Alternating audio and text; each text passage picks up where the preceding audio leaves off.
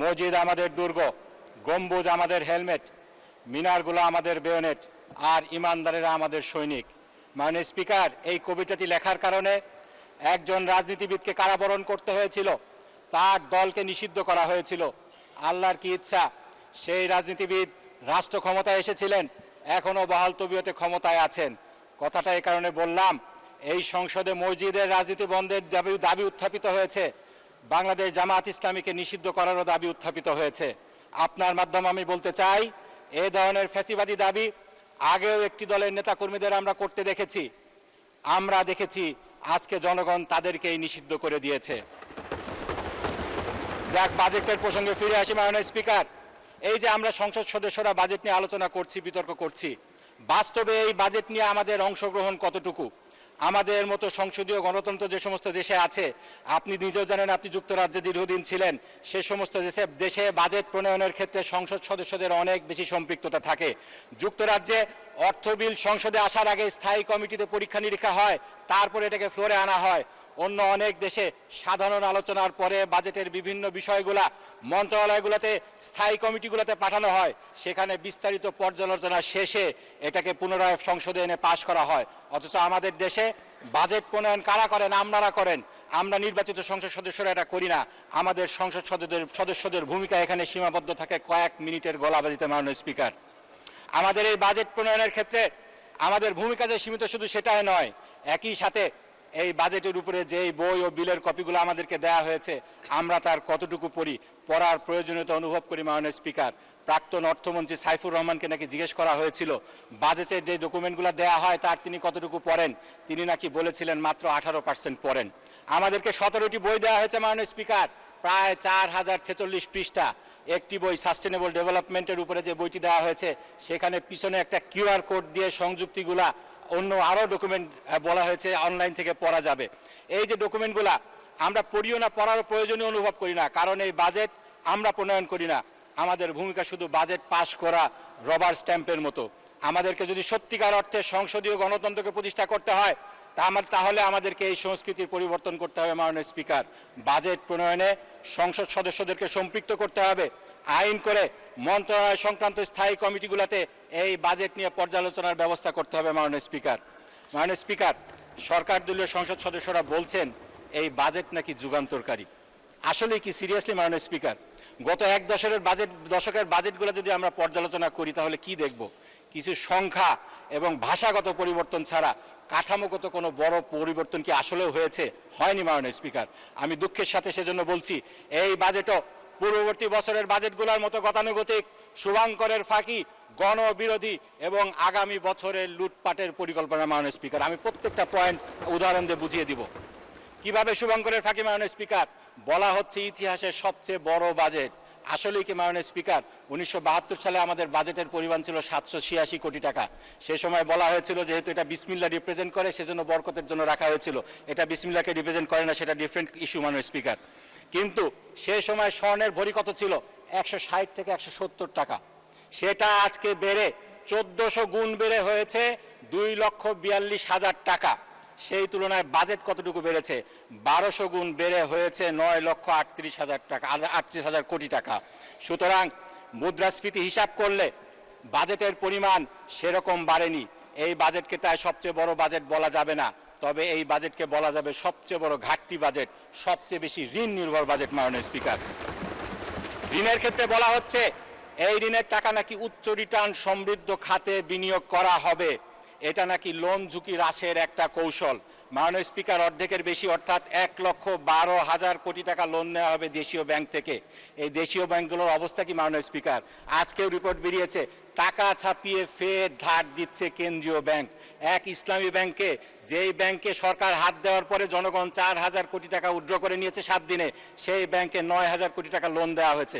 সেখান থেকে আপনারা কিভাবে 1,12,000 কোটি টাকা লোন নেবেন, নিয়ে দেশের অর্থনীতির কিরকম 12টা বাজাবেন, সেটাকে কিভাবে মেকআপ করা হবে, সেরকম কোনো কৌশল আমরা এই বাজেট বক্তৃতায় দেখিনি। মাননীয় স্পিকার, দেশের ভিতর থেকে আপনারা যখন লোন নেবেন তখন 12% সুদ দিতে হবে। এই সুদ কিভাবে আপনারা কোন উচ্চ রিটার্ন সমৃদ্ধ খাতে বিনিয়োগ করে রিটার্ন আনবেন, সেটার ব্যাপারেও বাজেটে বলা হয়নি। মাননীয় স্পিকার, বিদেশ থেকে কম সুদে লোন পাওয়া যায়, এটা ঠিক। সরকার প্রায় লক্ষাধিক টাকার লোন বিদেশ থেকে আনবেন বলেছেন। সেক্ষেত্রে কার কাছ থেকে আনবেন, তারা কি শর্ত দিবে, সেগুলা কিভাবে ডিল করা হবে, সেই কৌশল বাজেটের কোনো ডকুমেন্টেশনে দেখলাম না মাননীয় স্পিকার। লোন দেয় বিশ্বব্যাংক, লোন দেয় IMF, কিন্তু তাদের শর্তগুলো মানলে সরকার কি জ্বালানি খাতে ভর্তুকি দিতে পারবে, সরকার কি কৃষি খাতে ভর্তুকি দিতে পারবে, মুদ্রাস্ফীতির উপর নিয়ন্ত্রণ করতে পারবে? পারবে না মাননীয় স্পিকার। এই কারণে এই বাজেট শুধু শুভঙ্করের ফাঁকি নয়, এই বাজেট অপরিকল্পিত, অস্বচ্ছ এবং বাস্তবায়ন অযোগ্যও বটে। মাননীয় স্পিকার, অর্থমন্ত্রী যখন কর ছাড়ের ব্যাপারে বলছিলেন তখন আমাদের ট্রেজারি বেঞ্চের সদস্যগণ মুহুর্মুহু টেবিল চাপছিলেন, কিন্তু যখন ভ্যাটের উপরে আলোচনা করলেন সঙ্গত কারণেই সেই করতালিতে ভাটা পড়ে। কর আছে দুই ধরনের মাননীয় স্পিকার, আপনিও জানেন, প্রত্যক্ষ কর, পরোক্ষ কর। আমাদের 18 কোটি লোকের দেশে প্রত্যক্ষ কর দেন মাত্র 24 লক্ষ মানুষ, কিন্তু পরোক্ষ কর সেই ভ্যাটটা আমাদের আপামর জনসাধারণ দেন। এক্ষেত্রে একজন গরিব মানুষও যেই পরিমাণ ভ্যাট দেন, দরিদ্র মানুষও একই পরিমাণ ভ্যাট দেন। আমাদের দেশের ভিক্ষুকেরা চাল ডাল নুন তেল কিনতে যে পরিমাণ ভ্যাট দেন, একজন কোটিপতিও একই পরিমাণে ভ্যাট দেন। তাহলে এই বাজেট গরিব বান্ধব হলো কিভাবে মাননীয় স্পিকার? আপনারা ভ্যাটের আওতা বাড়িয়েছেন, আপনারা গ্যাস সিলিন্ডার সহ 20টি আইটেমের উপর ভ্যাটের আওতা বাড়িয়েছেন। মাননীয় স্পিকার, অনেক কার্ডই তো দিচ্ছে সরকার, ভ্যাট মৌকুফের একটা কার্ড যদি গরিবদের জন্য দিত, গরিবদের অনেক উপকার হতো মাননীয় স্পিকার। মাননীয় স্পিকার, কেউ কেউ বলছেন এই বাজেটে নাকি কালো টাকা সাদা করার কোনো সুযোগ রাখা হয়নি, কালকে এটা নিয়ে আলোচনা হয়েছে। আমরা যে বাজেট ডকুমেন্টগুলো পড়ি না পড়েই বক্তৃতা দেই, তার এটা একটা প্রকৃষ্ট উদাহরণ। এই যে বাজেট অর্থ বিলটা দেয়া হয়েছে, এর 124 নম্বর পৃষ্ঠায় 152 নম্বর ধারায় সেই সুযোগ দেয়া হয়েছে আবাসন খাতে কালো টাকাকে সাদা করার। এই কালো টাকাকে সাদা করার সুযোগ দেওয়ার সবচেয়ে বড় ভুক্তভোগী হবে মধ্যবিত্ত শ্রেণী, যারা তাদের সারা জীবনের সঞ্চয় দিয়ে একটি ফ্ল্যাট বা মাথা গোজার ঠাঁই কিনতে চান। তাই আমি এই বাজেটকে মধ্যবিত্তের জন্য স্বস্তি নয়, বরং অতিরিক্ত চাপের বাজেট বলে মনে করি। প্যারাডক্সিক্যালি মাননীয় স্পিকার, বাজেটে জনগণের স্বস্তি প্রদানের উদ্দেশ্যে বলা হয়েছে কিডনি ডায়ালিসিস ফিল্টার আমদানিতে 5% অগ্রিম কর মৌকুফ করা হবে। এতে কিডনি ডায়ালিসিসের খরচ 800 টাকার মতো কমে যাবে, মোটামুটি 2000 টাকায় নেমে আসবে। মাননীয় স্পিকার, এই বাজেট দেওয়ার 2 দিন আগে একটি হাসপাতালের লাইসেন্স বাতিল করা হয়েছে, 8 দিন হসপিটাল। সেখানে গরিব মানুষদেরকে মাত্র 250 টাকায় কিডনি ডায়ালিসিস করতে দেয়া হতো। হাসপাতালটি বন্ধ হওয়ার পরে গরিব মানুষ, রিক্সাওয়ালাদের কান্না হাজারি আমরা দেখেছি মাননীয় স্পিকার। গরিবের সস্তায় চিকিৎসার একমাত্র অবলম্বনকে বন্ধ করে ডায়ালিসিসের কর মৌকুফ, এটা কি গরু মেরে জুতা দান বললে খুব অন্যায় হবে মাননীয় স্পিকার। মাননীয় স্পিকার, এই বাজেটে উন্নয়নের অনেক বড় বরাদ্দ রাখা হয়েছে, কিন্তু প্রশ্ন হলো এই অর্থ কাজে লাগানোর মতো সক্ষমতা আমাদের কতটুকু আছে, সেটা কি যাচাই হয়েছে কিনা, আর কতটুকু লুটপাট হবে। আমরা যারা তৃণমূলে কাজ করি তারা জানি এডিপির বরাদ্দের 50%ও উন্নয়নের কাজে লাগে না। আমাদের সংবিধানে উন্নয়নের বরাদ্দ কিভাবে খরচ হবে সেটার হিসাব সংসদে অ্যাপ্রোপ্রিয়েশন অ্যাকাউন্টের মাধ্যমে দেয়ার বাধ্যবাধকতা রয়েছে। সংবিধানের 90 ধারা, 132 ধারা, সরকারি অর্থ এবং বাজেট ব্যবস্থাপনা আইনের 2009 সালের 17তম ধারায় এই বাধ্যবাধকতা রয়েছে। কিন্তু মাননীয় স্পিকার, এই আইনের ফাঁক গলে এই হিসাব সময় মতো কখনোই দেয়া হয় না। 6 বছর পরে হিসাব দেয়া হয়। আমাদের সামনে 2018 সালের হিসাব রয়েছে, 19, 20, 21, 22, 23, 24, 25 সালে এই বাজেট কিভাবে ব্যবহৃত হয়েছে তার কোনো হিসাব আমাদের সামনে নেই। এই হিসাব ছাড়া, এই ধরনের অ্যাকাউন্টেবিলিটি ছাড়া এরকম বড় বরাদ্দ, এটা কি হরিণ লুটের পথ খুলে দিবে না মাননীয় স্পিকার? মাননীয় স্পিকার, দুর্নীতি আর লুটপাট যদি আমরা ঠেকাতে পারতাম তাহলে এরকম ধার করে বিরিয়ানি খাওয়ার মতো এত বেশি লোন নিয়ে আমাদের উন্নয়ন পরিকল্পনা বাস্তবায়ন করতে হতো না। এক্ষেত্রে একটা উদাহরণ দেব মাননীয় স্পিকার, আমাদের চিনি শিল্প আমাদের দেশে দীর্ঘদিনই লস প্রজেক্ট। আমাদের এক্সপার্টরা বলেন যেহেতু আখে আমাদের চিনির কনসেন্ট্রেশন কম, তাই এটা লাভের মুখ দেখে না। 2001 সালে যখন জোট সরকার ক্ষমতায় ছিল সেই সময় প্রথম দিকে এই সুগার ইন্ডাস্ট্রির লস ছিল 1.18 বিলিয়ন টাকা মাননীয় স্পিকার। পরে আমার শহীদ পিতা মাওলানা মতিউর রহমান নিজামী যখন শিল্প মন্ত্রণালয়ের দায়িত্ব নিলেন, দুর্নীতির বিরুদ্ধে শক্ত অবস্থান নিলেন, আমরা দেখলাম এই লস কমে পরের 3টি বছর এই শিল্প লাভের মুখ দেখলো। প্রতি বছর 700 মিলিয়ন করে প্রফিট করেছে। কিন্তু মাওলানা নিজামী যেদিন দায়িত্ব ছাড়লেন তার পরের বছর এই খাতটি আবার লসের মুখে পড়ে। আরেকটি ঘটনা শুনেছি মাননীয় স্পিকার, সত্য মিথ্যা মাননীয় প্রধানমন্ত্রী বলতে পারবেন। মাননীয় প্রধানমন্ত্রীর দপ্তরে নাকি একটা হোটেল থেকে দুপুরের খাবার সাপ্লাই করা হতো, সেটার নাকি খরচ নেওয়া হতো মাথা পিছু 950 টাকা করে। তিনি তার বাসভবন যমুনাতে এটা রান্না করে খাবার ব্যবস্থা করেছেন। খরচ নেমে এসেছে 150 টাকায়। আমাদের দেশের হরিণ লুট কিভাবে হয় তার এটা একটা প্রকৃষ্ট উদাহরণ। এ ধরনের হরিণ লুট আমরা অনেক দেখেছি। আমরা দেখেছি পদ্মা সেতু, রূপপুর বিদ্যুৎ কেন্দ্র, মেট্রো রেল কিভাবে হরিণ লুট হয়েছে। একই পদ্ধতিতে একইভাবে যদি অ্যাকাউন্টেবিলিটি সক্ষমতা যাচাই ছাড়া এরকম বরাদ্দ দেওয়া হয় তাহলে এই বাজেটকে লুটপাটের পরিকল্পনা বললে কি খুব অন্যায় হবে? মাননীয় স্পিকার, মাননীয় স্পিকার, আমাদের গত বছরের বাজেটের সবচেয়ে বড় অংশ খরচ হয়েছে সুদ পরিশোধে। মাননীয় স্পিকার, আমাকে একটু 2 মিনিট বাড়িয়ে দিবেন। এই বছর সংখ্যার দিক দিয়ে আরো বেশি সুদ দিব। গত 15.5% দিয়েছিলাম আমরা আমাদের বাজেটের, এই বছর 13% দেখানো হচ্ছে। কিন্তু যেহেতু বাজেটের পরিমাণ বেড়ে গিয়েছে, সংখ্যা বাড়লেও শতকরা হিসাবে একটু কম দেখা যায়। মাননীয় স্পিকার, আমাদের দেশের সংখ্যাগরিষ্ঠ মানুষ ইসলাম প্রিয়, আমরা আল্লাহকে ভয় করি। আল্লাহ সুবহানাহু ওয়া তাআলা বলেছেন, যদি তোমরা সুদকে ছেড়ে না দাও ফাজানু বিহারবিম মিনাল্লাহি ওয়া রাসূলিহি, তাহলে তোমরা আল্লাহ এবং আল্লাহর রাসূলের পক্ষ থেকে যুদ্ধের জন্য প্রস্তুত হয়ে যাও।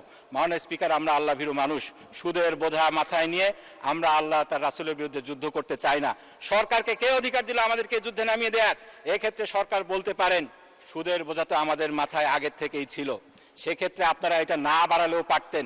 আপনারা যদি দুর্নীতিকে কন্ট্রোল করতে পারতেন আমাদেরকে সুদ ভিত্তিক এই লোন নিতে হতো না। মাননীয় স্পিকার, আল্লাহ সুবহানাহু ওয়া তাআলা আমাদেরকে পথ দেখিয়ে দিচ্ছেন, ইন কানা যু উসরাতিন ফানাজিরাতুন ইলা মাইসারা। আমরা যদি অভাবগ্রস্ত হই, আগের থেকে ঋণগ্রস্ত হই, তাহলে আমাদেরকে এই ঋণ থেকে, সুদ থেকে পর্যায়ক্রমে বেরিয়ে আসতে হবে। আমরা যদি পদক্ষেপ নেই মাননীয় স্পিকার, আল্লাহ সুবহানাহু ওয়া তাআলা আমাদেরকে ইনশাআল্লাহ সাহায্য করবেন। মাননীয় স্পিকার, এক্ষেত্রে জাকাত আমাদের দারিদ্র্য বিমোচনের ক্ষেত্রে একটা বড় ভূমিকা রাখতে পারে। একটা গবেষণায় দেখা গিয়েছে এই জাকাত থেকে 2 লক্ষ কোটি টাকার বেশি আয় করা সম্ভব। মাননীয় স্পিকার, কিন্তু একটা সমস্যা রয়েছে, এদেশে যেভাবে লুটপাট হয় জনগণ। মাননীয় স্পিকার, আমাকে 2 মিনিট সময় একটু বাড়িয়ে দেবেন। মাননীয় সদস্য, আপনি 2 মিনিট চেয়েছেন, 2 মিনিট বাড়ানো হলো। ধন্যবাদ। মাননীয় স্পিকার, আমাদের দেশে যেভাবে লুটপাট হয় জনগণ তো সরকারকে বিশ্বাস করে না। মাননীয় স্পিকার, আমরা দেখেছি সরকার ইসলামী ব্যাংকে হাত দিল আর জনগণ 7 দিনে 4,000 কোটি টাকা উঠিয়ে নিল। এখন জাকাত নিয়ে মানুষ কিভাবে সরকারকে বিশ্বাস করবে সেটা অন্য বিষয়। এজন্য আমার প্রস্তাব হলো দেশের শীর্ষস্থানীয় উলামায়ে কেরামের তত্ত্বাবধানে জাকাতকে আরো গুরুত্ব দিয়ে কার্যকর দারিদ্র্য বিমোচনের কর্মসূচি গ্রহণ করতে হবে। আমাদের দেশে মাননীয় স্পিকার, ধনী দরিদ্রের যে ব্যবধানটা রয়েছে আমাদের সকলের জন্য কষ্টকর। দেশের সম্পদের শীর্ষভাগ মুষ্টিমেয় মানুষের হাতে কুক্ষিগত হয়ে রয়েছে। 10% মানুষের হাতে রয়েছে 58% সম্পদ, 1% মানুষের হাতে রয়েছে 1/4 সম্পদ। এটা কিভাবে সম্ভব? মাননীয় স্পিকার, এটাকে এভাবে জিইয়ে রেখে আমাদের দেশের উন্নয়ন আমরা কিভাবে করব? বাজেটের সবসময় বলা হয় বৈষম্য কমিয়ে আনা হবে, দারিদ্রতা কমিয়ে আনা হবে।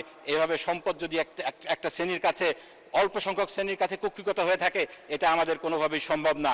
এই জন্য আমাদেরকে সুদ ভিত্তিক লোনকে না বলতে হবে আর জাকাত ভিত্তিক অর্থনীতিকে চালু করতে হবে। মাননীয় স্পিকার, বাজেটে একটা ভালো কথা বলা হয়েছে, জাল যার জল আতার। এই নীতির আওতায় খাল, বিল, জলাশয় জনগণের জন্য উন্মুক্ত করার যে ঘোষণা দেওয়া হয়েছে আমি তাকে স্বাগত জানাই। দীর্ঘদিন ধরে একটি প্রভাবশালী গোষ্ঠী প্রশাসনকে ব্যবহার করে লিজের নামে বহু জলাশয়ের উপর তাদের নিয়ন্ত্রণ প্রতিষ্ঠা করেছে, জনগণকে বঞ্চিত করছে। আমার নির্বাচনী এলাকা সাথিয়া ইসামতি নদীকে বদ্ধ জলাশয় আখ্যা দিয়ে এক শ্রেণীর দুর্নীতিপরায়ণ আমরা এই নদীকে লিজ দিয়ে মেরে ফেলার ষড়যন্ত্র করছে। আমি যেটা দাবি জানাচ্ছি, নদী, খাল, বিল, জলাশয় এটাকে আইন করে এই ধরনের অপপ্রচেষ্টা বন্ধ করতে হবে। জাল যার জলাতার এই নীতিকে আইনি ভিত্তি দিতে হবে। মাননীয় স্পিকার, আমরা যদি এই বাজেটকে সত্যিকার অর্থে জনকল্যাণমুখী করতে চাই তাহলে জবাবদিহিতা বৃদ্ধি করতে হবে, দুর্নীতি হ্রাস করতে হবে, সংসদের ভূমিকাকে শক্তিশালী করতে হবে, ঋণ নির্ভরতা কমাতে হবে, বৈষম্য দূরীকরণে আরো সাহসী ভূমিকা নিতে হবে। মাননীয় স্পিকার, আপনাকে ধন্যবাদ।